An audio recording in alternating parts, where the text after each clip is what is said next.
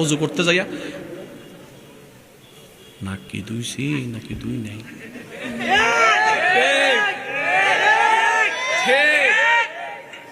হাত মনে হয় চারিবার দুই এলাইছি রে।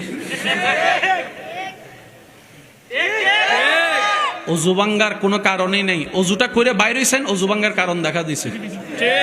কোন রকম কষ্ট করে নামাজে গেছেন, আল্লাহু আকবার, সারা দুনিয়া চিন্তা সব।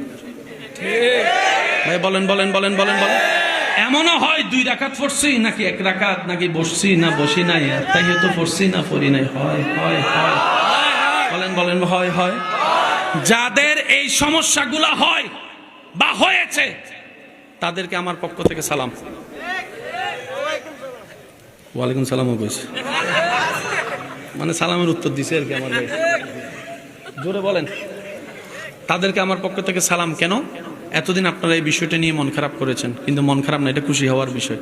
শয়তান সেই ঘরে হামলা করে যে ঘরে ঈমানের আলো আছে, ঈমানের আলো আছে। শয়তান আপনাকে জ্বালিয়েছে, তার মানে প্রমাণ এটাই হয়েছে আপনার ভিতরে এখনো ঈমান আছে। আর একজন মুসলমানের জন্য ঈমানের চাইতে বড় দামি সম্পদ কিছু হতে পারে না।